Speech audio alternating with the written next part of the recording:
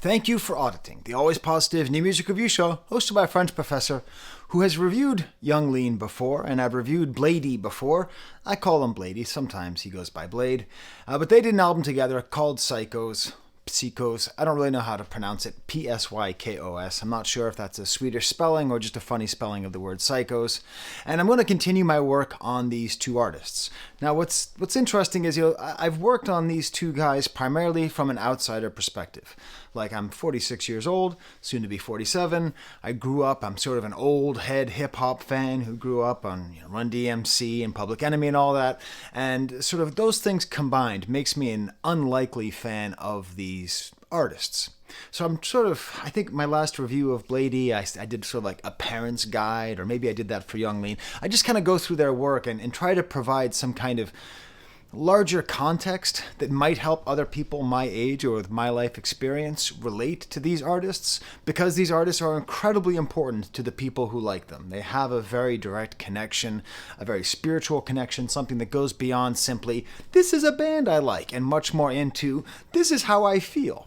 So that's what this is going to be, because this combo is essentially, it's like if the Rolling Stones and the Beatles got together and did something in 1969. I mean, if we're talking about who are the kings of Swedish emotional rap music, it's these two guys, and they are coming together. As a spoiler, for the very last thing I'm going to say in this video, I will tell you, if you're a fellow parent that I am, a parent of a young boy or of a man, or a young man, this album contains what I believe to be the most important message that a young man can hear. Okay? What is that message? You're going to have to stick around and find out as I go through the rest of this video. So why is this so tough? I need to tell you something, okay? So when I first heard this album, I didn't like it very much. And I don't have that much time. I have kids, and my son's on break, and I'm a teacher, and I have midterm grades to do, all that stuff. So in order for me to review something, I need to have the time, I have to have something to say, and I have to like it, I only do positive reviews. There's no grades, okay? I just share my thoughts. But definitely the fact that I have so many auditors, so many viewers, who really like my work on these guys' art, that I felt like an obligation, like I have to cover it. Now, fortunately, as you'll see, I love it. It turns out I love it. I kept listening to it. I understand it. It's great. But I need to talk about, again, because I think it really bears repeating, what is it that makes this music hard for someone who's my age, who grew up with hip-hop the way that it is?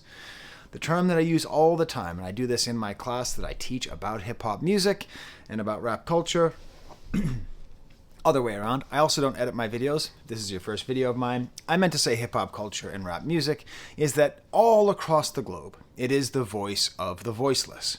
As a matter of fact, I just assigned to my class on hip-hop culture. I'm supposed to teach French, but I teach a lot on music. I give them an assignment to pick a country and study the rap music of that country. And it's all under the concept of, does it or does it not fulfill hip-hop's primary role, which is the voice of the voiceless. In America, that was largely the African American population, and in the early days, the Puerto Rican population as well, the super duper duper duper early days of hip hop. And, the voice of the people who feel marginalized and forgotten and stepped on by society. That's what rap's lifeblood is. That's why rap music will live forever. Because as long as there are voiceless people, there will always be this very powerful tool to express yourself in a way that can be appreciated and loved by many people outside of your own circle, right? That's the value. So what's so hard about Young Lean and Bladee is that, I know a little bit about Sweden. I've been there. I mean, just the southern part, but I've been to Sweden. I read the news. When I say Sweden, when I say a Swedish person, what do you think? You probably think someone who's maybe even paler than me, definitely blonder than me, right?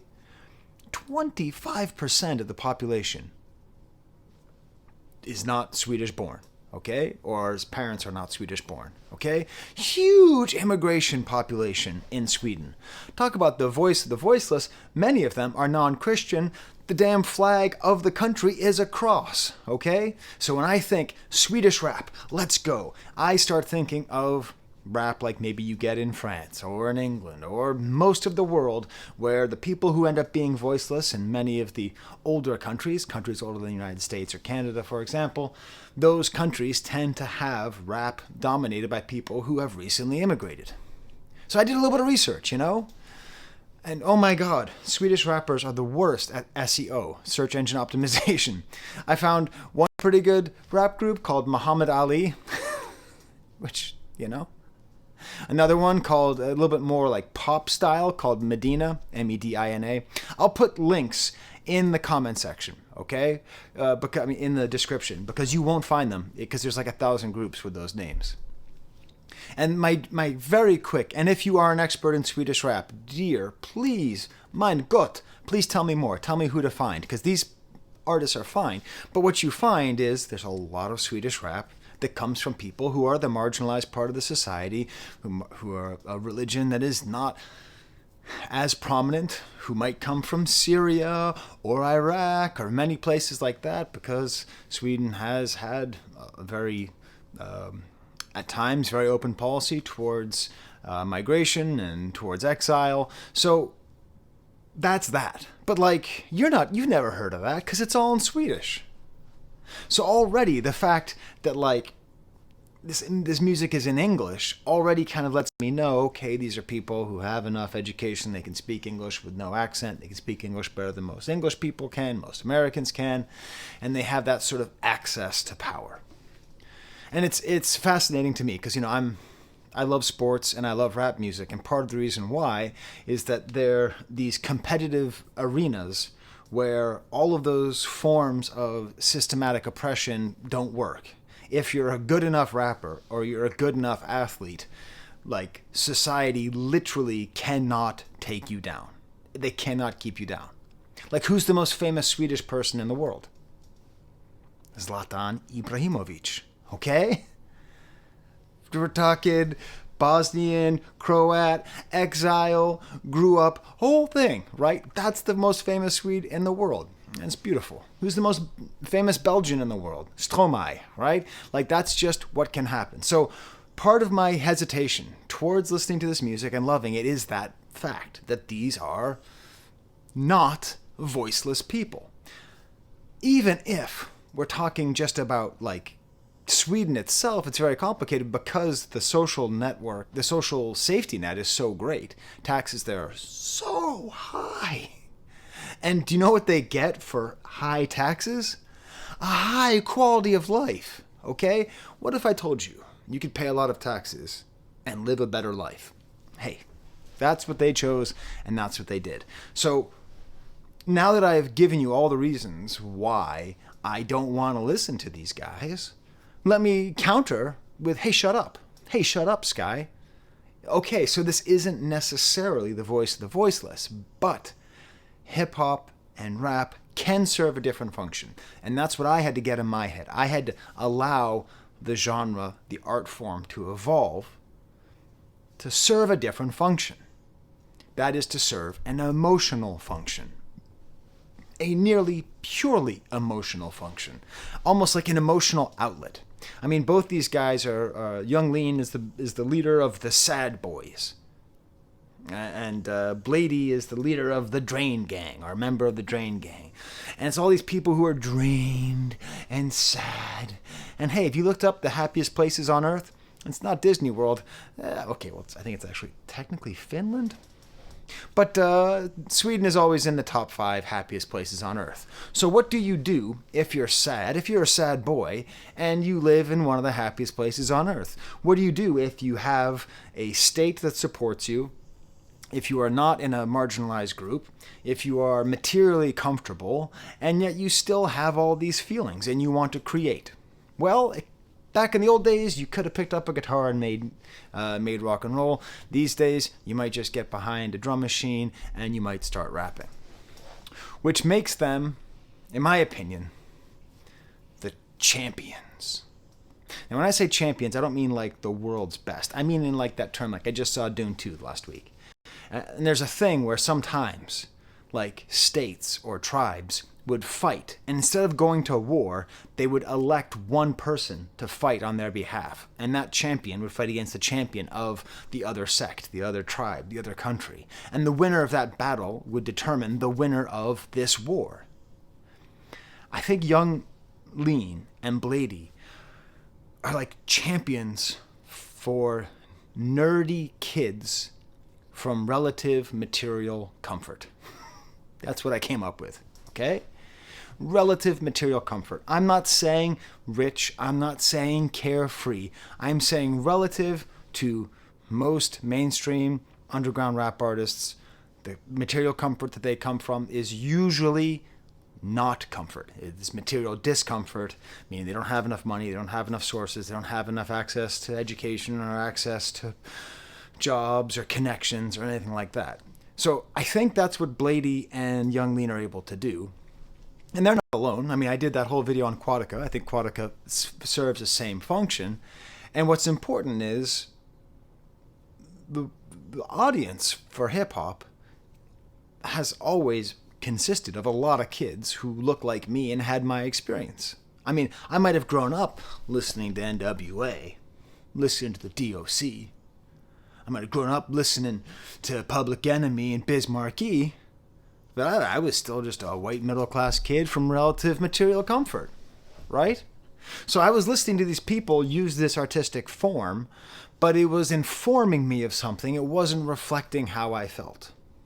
So what hip-hop has done is it has now, I would say, I don't know, last 15, 20 years, allowed in this kind of emo sphere to actually be from the people who sometimes consume it. White, middle class, upper middle class kids. And what's important is material ease, material happiness does not ensure happiness at all. Depression, mental health difficulty, addiction don't care about race or class. They just don't. Doesn't matter. It doesn't matter where you come from. You can always be a sad boy. You can be a happy boy with nothing. And you can be a sad boy with everything. And we must take that seriously and study it. And that's what I think these artists do. I think they serve as champions for kids like me when I was a kid. Where maybe I would have listened to the Smiths, okay? I would have listened to some pasty dude from Manchester talking about how he feels uncomfortable with people dancing and he feels uncomfortable with people talking and he just wants to read poetry in the cemetery. All that kind of arch, dramatic, vaguely camp emotionality, male emotionality, is now largely siphoned through artists like Quatica and artists like the Sad Boys. Like the Drain Gang, like the Drain Boys and the Sad Gang. That's what this album is. This is the Sad Gang. So in studying them, right, and studying these musicians, well, I think this album is particularly interesting, is that it's not really about what the other things felt. To me, what the other things felt like were about feeling depressed and feeling like you're in a never-ending self-destructive cycle. Okay, that's how it is. Like you feel bad about yourself, you do something bad to yourself, usually involving drugs or any other kind of self-destructive behavior, and then you feel bad about doing it, and then you rap about doing it in a way that makes it seem cool, but then also that makes you realize that you suck and you hate yourself, right? That's a little self-destructive spiral. What I like about this album, and this is what leading into that thing I teased you with, about this album actually being a very hopeful album, an album that I would say is very positive to kids like me, is that it seems like it's about exiting that self-destruction. It feels like it's an album about growing, Maybe they'll be the sad men. Maybe he'll be middle-aged Lean. Right? Please, can he be middle-aged Lean? Can we do that? Can we allow all people who call themselves young something to change their name to young and then old at some point? And in particular, I want to spend probably too long, but hey, you're in here. I'm just going to assume you want me to talk for as long as I want to talk. If you want a short thing, I'm sorry. I'm sure there'll be other reviewers who'll be like, this was dope! 10 out of 10! All right? But you can clip that if you want. All right? I'll do it one more time for you. This was dope! 10 out of 10! All right? So you can put that over YouTube Shorts. All right? But this album cover. All right? That's just my cursor. I have a big cursor. If you don't use big cursors, you're missing out. This album cover is like so awesome and so cheesy. It's bizarre.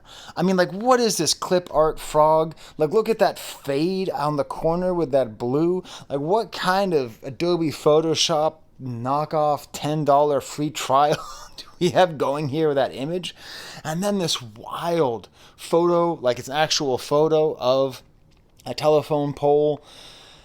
And it's actually great because I think this picture, this image, is supposed to put us in the place where it is. So here's how I'm going to read it. So this frog has like crazy drugged out eyes, okay? So I'm going to assume this is a frog who's been partying, okay? He's a crazy frog, okay? Shout out Mike the Snare. He's a crazy frog who's been doing too many drugs, who's going too wild, and he's been on a whole night. And then he wakes up and he looks up into the sky and the sun is shining down, and it's cruel because he feels like he's in darkness, but the sun is a reminder of the light that is out there. And he sees a telephone pole, and he sees the telephone pole and he knows that it looks like a cross. Oh my God, a cross. What is a cross a symbol of? Yeah, it's a symbol of Christianity, but it's also a symbol of redemption. It's also a symbol of hope, okay? Let's not just... Christianity, there's a lot of great things about Christianity. A lot of terrible things, but there's a lot of great things. One of them is the sense that you can be forgiven and that you can have hope in being saved. I'm not saying Jesus will save you. I don't give a shit what you think about Jesus saving you or not saving you. I'm talking about the mythology, okay? Whether or not it's true is up to you. I believe it's true. You don't. Viacon, there is no Dios, okay? But what I'm saying is that symbolically, we have this frog, and even this light, even the sun is forming a kind of extra cross. So it's like a double cross looking at him, right? It's this moment of clarity. So when you're living this weird, crazy drug frog life, when everything, you just feel like you're a golden god and you're on all sorts of drugs and you're all sorts of crazy and you're a big star and everyone walks up and loves you and all the ladies love you and you got all the money and you have all that stuff, there's like this moment where you just snap.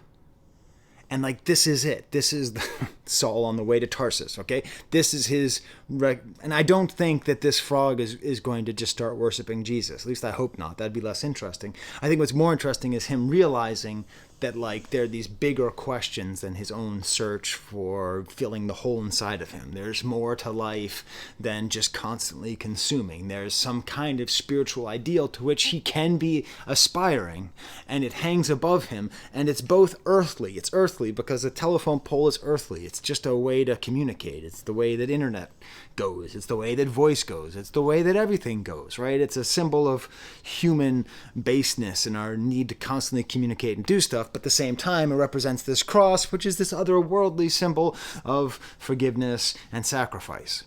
So he's having this moment, this little frog, who I'm going to call young Bladee, okay? Young Bladee is having this look. He's a drain boy, and he has this moment of realization. And it's so powerful to me because it's hopefully it's a thing that you might have. If you ever have had a point in your life where you've ever gone wild. You know, I famously am against doing drugs. I've never done drugs in my life, but I did have a pretty wild time when I was younger. You know, I was in my early 20s. I lived in the city of Marseille. I lived on Rue Sainte, right near the old port.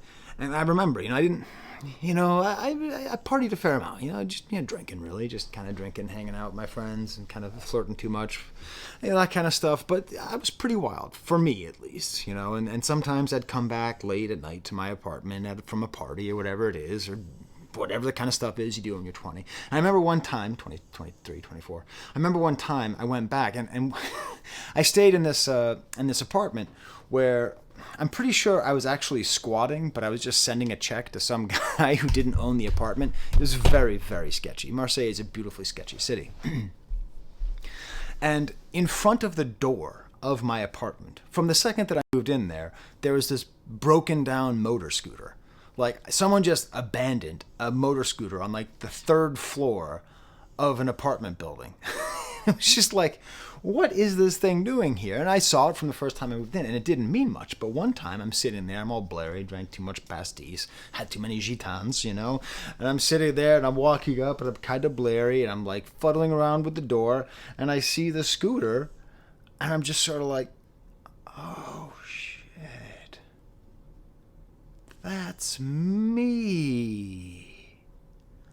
I'm the scooter. Uh-oh. I better get my shit together. Uh-oh. The party's over.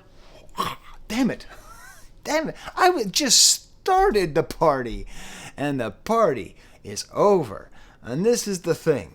There'll come a time in your life, if you're a young person, maybe you'll never have the party. I hope you don't. The partying was never healthy on my part. It's very easy to have a vibrant, zesty youth without doing anything self-destructive. I had that little period of time, right? If you have this moment, whether you see a broken down scooter in front of your apartment, your studio apartment, okay, where I literally slept on a refrigerator box because I didn't have a mattress in the beginning, okay? You come home and you fall asleep with your shoes on, passed out drunk, right? You do that and you do that enough times and you see the scooter, you have that moment, you have that come to Jesus, but let's not call it come to Jesus. Let's say come to Froggy. Let's say come to Scooter moment where you realize just this random moment, this moment of clarity and actual being struck blind or whatever, where you just understand that the party is over. And there's two things you can do when you realize the party is over. One, stop partying. Figure your life out. Apply to grad school. Okay? Take that job that your friend said that he could get for you. Okay? Ask out that girl who you thought was really cool but like wasn't crazy enough for you, you know? Like just take it easy. Or keep partying and become a loser. That's it. That's your other choice. If the party is over, you just have to stop. And that's what I feel like this album is about. So hey, if you're still a parent and you're watching, there you go. But what? It's 23 minutes in. I haven't talked about the music yet. I talked a little bit about the Smiths. They're a big part of my analysis of the album. So, you know, this is my stages with the album. The first listen, I'm just like, oh my God. I'm going to Sometimes I get comments in the comment section that says that he's drained. And I don't know what that means, but it makes me feel cared for and appreciated and seen. And I'm like, I don't think I'm drained. I don't want to review this, but fine. I'll listen to it again. It's okay. Put it on the background, turn off my super analytical brain, and then by the third or fourth time, especially hearing the way that Bladee's voice is used as a singing thing, I have seen the light, okay? I had a different kind of come to Jesus moment. I really totally understood it at a certain point. Like just at a certain point, the soundscape, the vibe, the feeling, how it connects to the other music that I heard, I finally got it and I really enjoyed it. Part of what made this challenging is I just got used to the Drain Gang. I just got used to Young Lean. I just got used to how they did these things. And then they made this album, which is totally different, bro. It's a totally different sound. It's got nothing to do with those other things that I listened to. I re-listened to a couple of my favorite tracks. I listened to Trip by Young Lean with this cool tinny production and this vibe. This sounds nothing like it. I listened to one of my favorite Bladee songs, Dresden. Cool kind of bell and phaser effects and snaps and swirling sounds and auto-tunes and hovering around one note.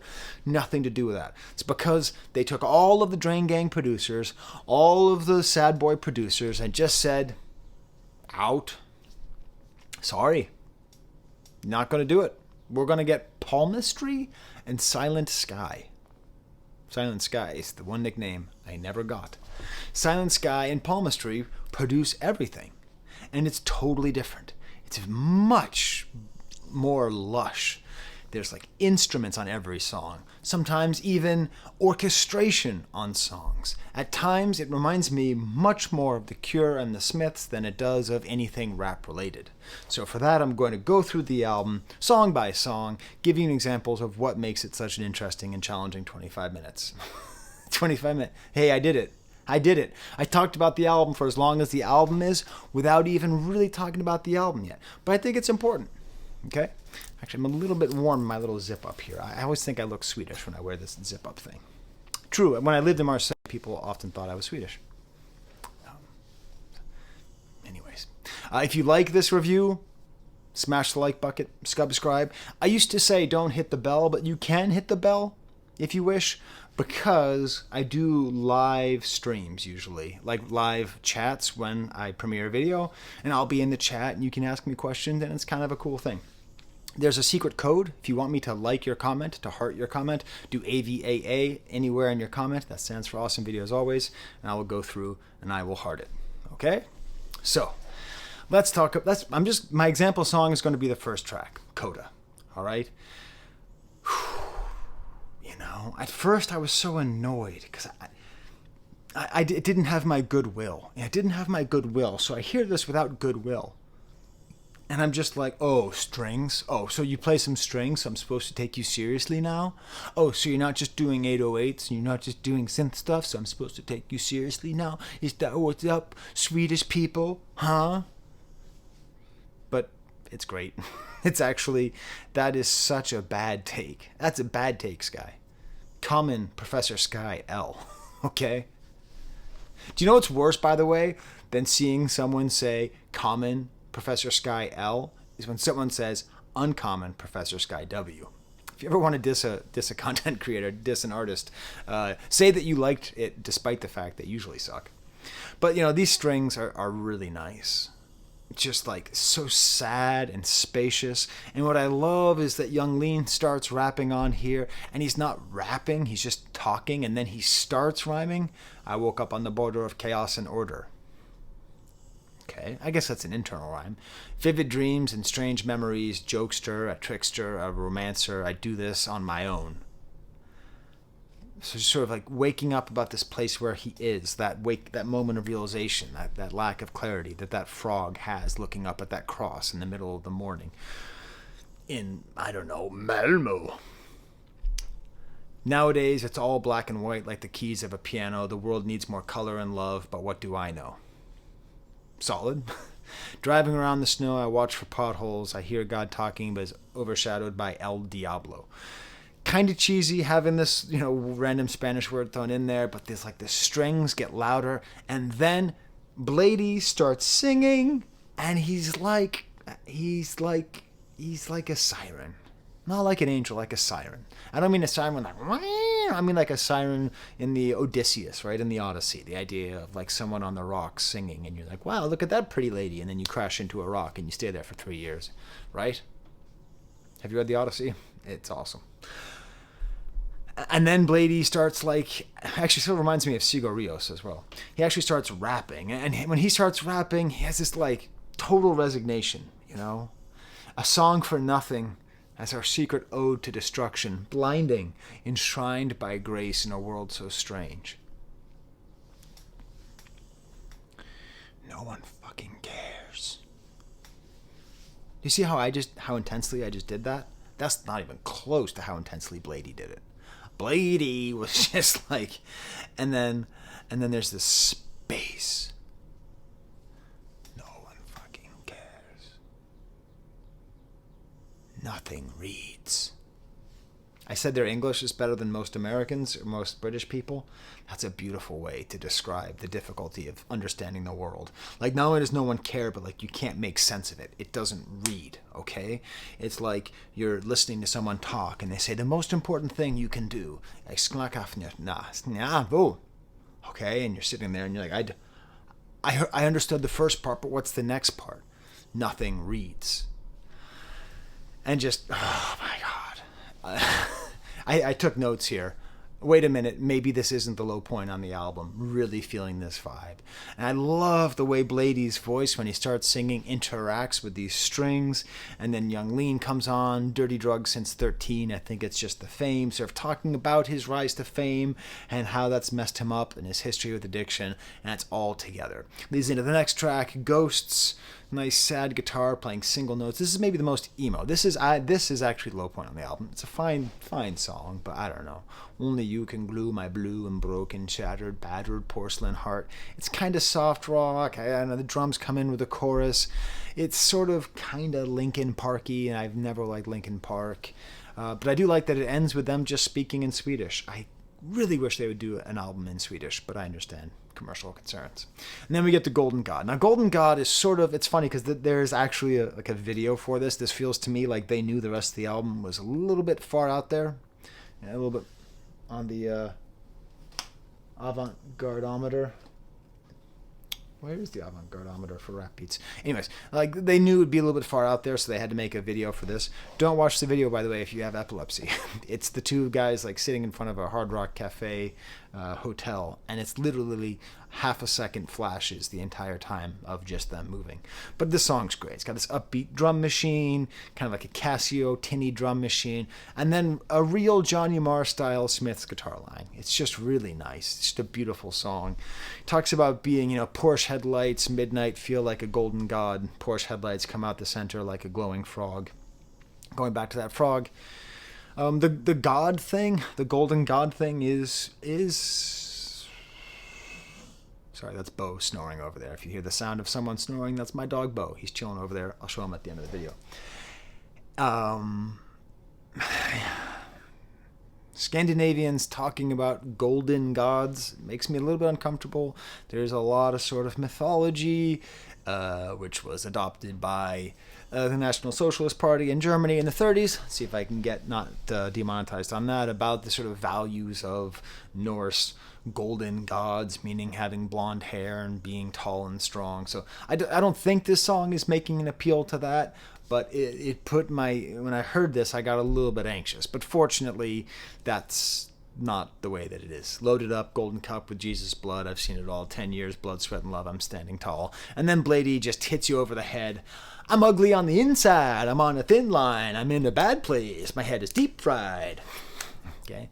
That's not actually how he delivers it, but that's his rap lyric and not feeling, and the sort of the high and the low that you feel, often sort of like belief in your amazingness is immediately followed by certainty of your ineptitude and your miserableness. And anyways, talking about like we are the new gods, the black Amex cards, the black Visa cards.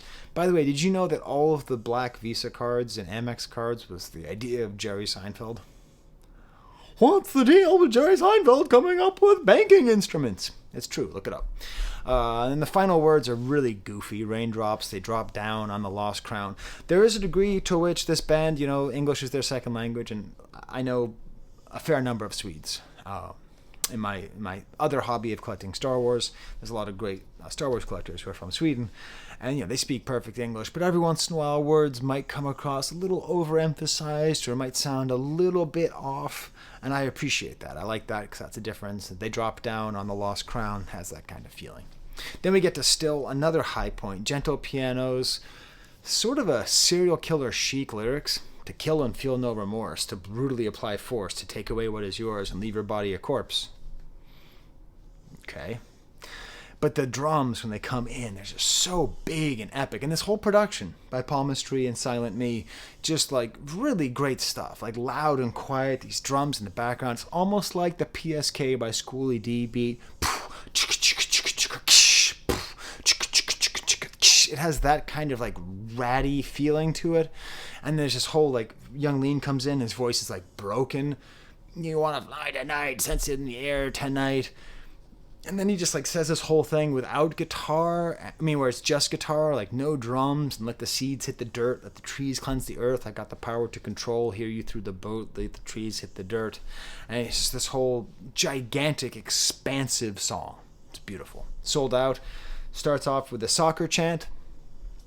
Have you seen my video about Kanye and Ty Dolla $ign's Carnival? Anyways, I just put forth the idea of using a soccer chants might be more important in pop culture now because they're musical, but also they represent a sense of collectiveness, and especially in the post-COVID, COVID still exists, but the post-lockdown era, we'll call it that, the post-lockdown era, and in the time of great stratification and just being inside individual, anything that implies collective joy is going to be more popular, and that we are fiending for that as a culture. So that was my hypothesis. And my hypothesis was proven true again with this song. Apparently this is for Henrik Larsson, who played for Celtic. I am Scottish, of descent. Not Scottish, I'm American. but I'm of Scottish descent, and I did spend some time in Glasgow. I spent like a month in Glasgow, and I never picked a team because if you pick Celtic, it means that you are Catholic, and if you pick Rangers, it means you're Protestant. And I'm Protestant, but it also means that you like fight and like you're mad at each other, and it's like, nah. So I support Aberdeen or Inverness. Either of those two teams in the Scottish League. But still, it is nice to have this Henrik Larsson, who's a really great player. Not the greatest player in the history of Swedish soccer, obviously. That's Zlatan. And this is cool. It's got kind of like a bass thumping four on the floor. Here the guitar is a little bit more like Cure guitar. A little bit simpler than kind of a Johnny Marr guitar line. Nice, kind of lead lines. And Young Lean starts, and then Bladee comes on. It kind of goes back and forth. I feel like it's time to die. Don't know what is true. We sold out. Seems to be really questioning who they are and what their values are, and if they've sold out their values. Hanging from the Bridge. Really super dark themes on this one. This is like maybe the real low point of the album, like emotionally, because obviously Hanging from the Bridge, nothing good happens hanging from the bridge. Not like nothing. I can't think of a single thing hanging from a bridge that implies anything positive.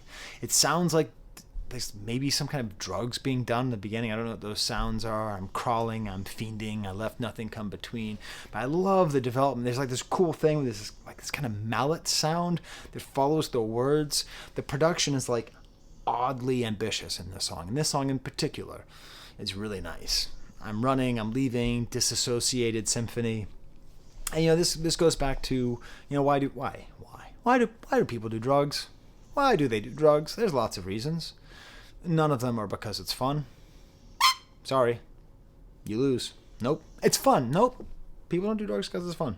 They don't. That's not why people do drugs. That's why people think they do drugs. That's not why they do drugs. It's self-medication. Okay? So self-medication, what are you trying to heal? What hole are you trying to fill? What trauma are you trying to skirt around? Are you trying to ignore? You're trying to get into a state where hopefully you are disassociated. You are actually outside of your own mind and incapable of being in touch with what is actually happening inside your brain, outside of the body, floating high, all those things. Okay? It's not over, never over. Chemicals rain through me. This whole image of just chemicals taking over and this disassociated symphony. And my hope is that now that the Froggy Boy has seen the cross, the Froggy Boy can say, hey, let's get clean. Let's make sure we make it to middle-aged lean. Okay? I swear to God, if Young Lean changes his name to Middle-Aged Lean and keeps making music like this, he'll be the world's greatest hero. This is really not a rap song. It's more of a rock song, a pop song. I'm totally in the groove in this song. This is really, with that second and third listen, why I got so into it. Next track is called Enemy. Very Lil Yachty inspiration, I think, in the beginning, or I don't know. It's hard to tell and please tell me in the comments, okay? Yeah, I teach classes on hip-hop. Yeah, I got a doctorate and stuff.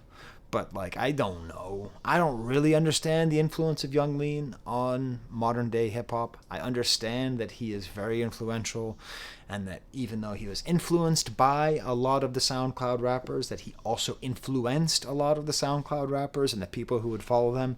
So feel free to send me a link or something to some article or some video or something that explains why Young Lean is so important. I believe that he is. I don't doubt that he is. I just don't happen to know the facts. But this reminds me a lot of Lil Yachty at the beginning. It's Bladee singing, these warbled guitars. Very hard to parse the lyrics. I read the lyrics with no air, without warmth, without care, without. Really putting these feelings, okay? Really putting these feelings. And I grew up with grunge, and I grew up with... And, teenage boys need these feelings enunciated for them, okay? We do. We need these feelings enunciated for us. And that's what Young Lean and Bladee are doing. This is a little bit like that previous song, still just like loud and quiet. I don't know how they get these weird dynamics. just gets louder and louder under this verse, to the point where Young Lean is kind of yelling. It's like the drums are yelling. It's like this rawness and this weird chant at the end of an unclear nature. And then we get to, my dear auditors, the final track, Things Happen, best track on the album, the hope at the end of the album. The message that I promised you would be in here is here. It starts off with acoustic guitar strummed with emphasis. Bladee singing kind of ethereally in the back, again like a siren, and then Bladee has this cool, goofy vulnerability where he does this rap that goes da da da da da da da da. I'm thinking what's after love, what happens when distraction's gone. Da, da, da, da. Goofy, sweet. What happens to love after distraction's gone? And then Young Lean comes in. I mean, just straight 90s grunge. I lost myself in you.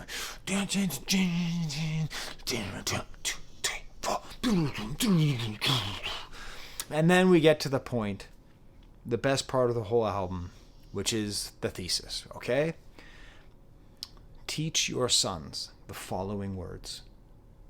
There will come many times in your life as a man where you are challenged, where your value and your worth is put into question. And the things that you want to do is you want to jump on the table and do a backflip and kick the fillings out of somebody with some kind of judo kick, karate move. You want to be the best there ever was. You want to train them all. You want to be the absolute master of everything. Because if you're the master of everything, that proves that you have worth. If you, as a man, as a boy, can beat everybody in the world to death at Monopoly, at Scrabble, at karate, in a bar fight, in a battle, Call of Duty, Fortnite, whatever, you are constantly proving your worth as a human being. Which is why these are the words you need to have if you want to truly achieve freedom. I've got nothing to prove. Oh, you're free. You did it. You beat patriarchy. You beat society. You beat it. Someone comes up and picks on you and says that you're a short piece of shit. Someone comes up at you, says your mom's breath stinks and your mom's dead. Someone comes up to you and says they're better than you at Mortal Kombat 3, at Tommy's Pizza, Harvard Square, 1995. I've got nothing to prove. You can't beat somebody who's got nothing to prove. You are undefeatable if you have nothing to prove. And that's what Young Lean keeps saying in the song. That's my hope, that this song, and my reading of this song might be exaggerated. I don't know. But the way he says, I've got nothing to prove. I've got nothing to lose. Now, the second part might undercut the first part. But I really find that this is the most important thing you can teach your sons. And I'm not saying that daughters don't have their same issues. I know, but patriarchy affects people in different ways, okay? For better and worse, okay? Patriarchy is always for the worse.